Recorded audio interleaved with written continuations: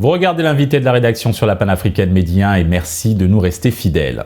Dans le paysage contemporain, l'intelligence artificielle, IA, s'inscrit désormais comme une composante incontournable de notre quotidien, à l'instar de l'ordinateur ou du téléphone portable. Pour les artistes, elle représente une source précieuse, bien qu'elle puisse également présenter des risques si son utilisation n'est pas encadrée avec discernement par l'homme. Alors comment intégrer de manière judicieuse cette technologie dans l'industrie musicale afin de la placer au service de la créativité et de simplifier les processus de production?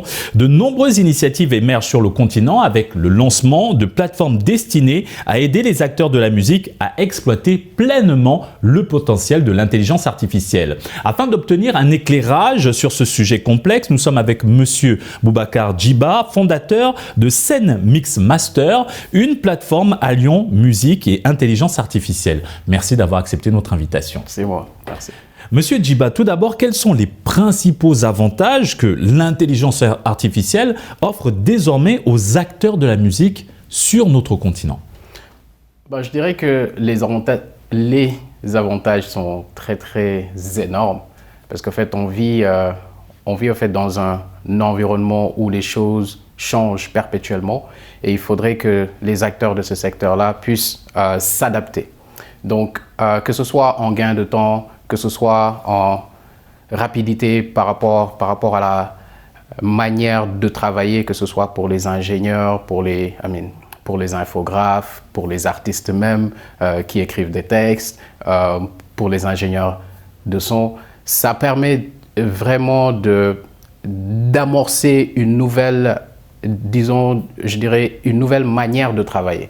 Donc, et cette nouvelle manière de travailler-là permet non seulement de gagner du temps, mais aussi de pouvoir économiser son énergie et de pouvoir aussi en même temps avoir l'opportunité de travailler sur des détails précis, en fait. Donc, aujourd'hui, on a un gain de temps énorme, en fait, en utilisant l'intelligence artificielle. Donc, que ce soit même au-delà de la musique, aujourd'hui, on prend l'exemple de ChatGPT, tout le monde l'utilise en fait, dans n'importe quel secteur. Donc, la personne peut se dire, ok, j'ai le bagage intellectuel, mais je voudrais gagner du temps et pour ça, je fais appel à une application ou bien à une plateforme qui peut me permettre de pouvoir mieux travailler et de pouvoir aussi me concentrer sur d'autres choses qui pourront mieux me faire gérer mon temps en fait. Qu'est-ce qui a précisément motivé la création de cette plateforme, Scène Mix Master, dédiée à la création musicale et comment celle-ci compte s'inscrire dans le paysage musical actuel? Alors, l'idée est venue du fait que moi je suis acteur de cette industrie-là, donc depuis 15 ans, je suis en même temps compositeur et ingénieur de son et à chaque fois en fait, je voyais qu'il y avait un énorme problème en fait en termes de qualité sonore. Donc les artistes avaient du mal, ou bien jusqu'à présent ont du mal en fait à masteriser leur musique. Certains n'ont pas accès à des frais onéreux de studio de mastering. D'autres aussi n'ont pas peut-être la chance d'avoir étudié tout ce qui est mastering et tout. Et du coup, je me suis dit, moi, avec l'expérience que j'ai et avec l'opportunité qu'offre aujourd'hui l'intelligence artificielle, il faudrait que je trouve une solution. Donc, la problématique, elle est là, en fait. Et au-delà de ça, on sait qu'il y a 50% des artistes dans le monde qui n'ont pas forcément accès à un son de qualité. Maintenant, si on le transfère en Afrique, plus précisément, si on prend le cas du Sénégal, on sait pertinemment qu'il y a au moins 80% des artistes qui n'ont pas forcément accès à un son de qualité. Donc nous, on vient pour apporter une solution nouvelle face à cette problématique-là qui est là et qui est réelle au fait. Monsieur Djiba, face aux préoccupations grandissantes concernant la montée en puissance de l'intelligence artificielle dans le secteur, notamment ce qui concerne les droits d'auteur, les risques de falsification tels que les deepfakes, les voice fakes, comment envisagez-vous de contrer ce phénomène ou de vous adapter à cette nouvelle réalité? Alors, je vais plutôt intervenir sur le cas des droits d'auteur. Parce que aujourd'hui, quand les gens entendent tout ce qui est mastering, on fait allusion à la musique, à la création, aux droits d'auteur et tout.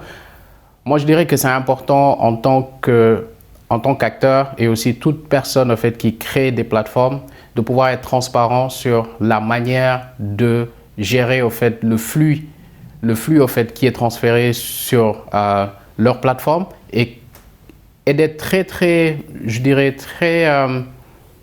très précis par rapport à l'utilisation en fait des données qu'ils transfèrent sur leur plateforme.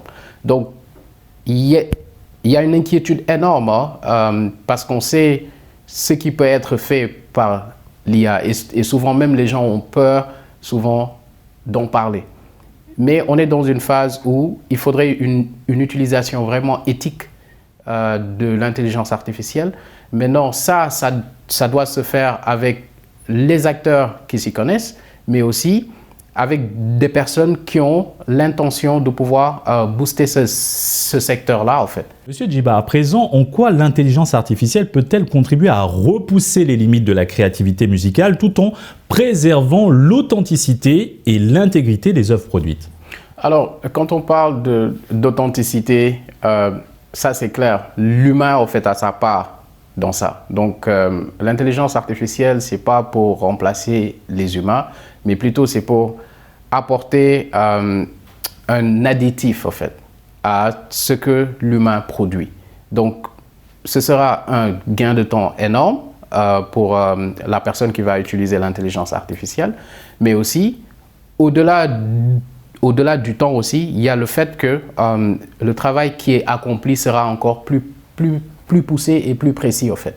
Après, ce qui veut dire que derrière, l'humain a la possibilité d'apporter sa touche personnelle. Aujourd'hui, l'exemple le plus palpable, quand on prend aujourd'hui notre plateforme, quand la personne masterise sa chanson, et si la personne, exemple, n'est pas satisfaite, mais nous, on sait que le résultat que l'on va fournir sera un résultat exceptionnel. Mais derrière, chacun a sa manière de faire les choses, à son goût et tout. Donc, la personne peut rajouter disons, comme on dit, a special touch. Donc, une touche spéciale, en fait, qui puisse permettre peut-être à la chanson de sonner comme lui, il le veut. Ça, c'est pour les ingénieurs. Maintenant, ce qui n'est pas le cas aujourd'hui pour les artistes qui ne sont pas forcément formés pour comprendre comment est-ce qu'un ingénieur réfléchit, comment est-ce qu'il faut faire pour équaliser, comment est-ce qu'il faut faire pour faire une bonne compression, une bonne spatialisation et tout. Donc, ça, on leur donne l'opportunité d'utiliser notre plateforme pour avoir ça. Maintenant, l'humain aujourd'hui est au centre de tout, en fait. On ne peut pas remplacer l'humain. Certains ont peur peut-être de se dire l'IA va nous remplacer, mais je dirais qu'il faudrait s'adapter, au fait. Tant que les personnes ne s'adaptent pas, elles seront remplacées. Mais si elles s'adaptent et qu'elles puissent utiliser ces outils-là comme un additif, en fait, dans leur travail de tous les jours, il n'y aura pas de problème, en fait. Et comment vous envisagez l'évolution de cette collaboration entre l'homme et la machine dans le domaine musical à l'avenir? Déjà, par rapport à cette évolution-là, nous, notre plateforme, on s'est basé sur... En fait, on a émulé le travail d'ingénieur. Donc, ce n'est pas juste une machine qui fait le travail. Donc, émuler le travail des ingénieurs veut dire quoi? Veut dire travailler en étroite collaboration avec des ingénieurs, des experts qui connaissent, qui savent aujourd'hui qu'est-ce qu'il faut pour avoir un bon mastering. Et du coup, nous, à travers ces données-là, à travers ces informations-là, ça nous permet de nourrir notre algorithme, en fait.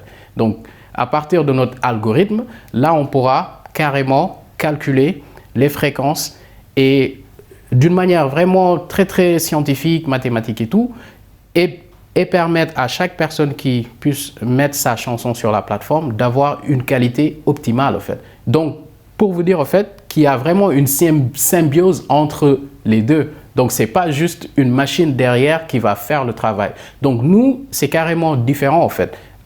Différent des autres plateformes, peut-être, qui vont vous dire, tout est basé sur un dataset, des données que les gens ont entraînées pour que ces données-là puissent après vous fournir un résultat bien déterminé.